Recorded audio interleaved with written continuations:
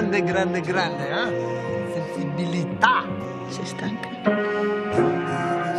Sì. Capisco che sta attraversando un periodo complicato, anzi, se ne ha bisogno.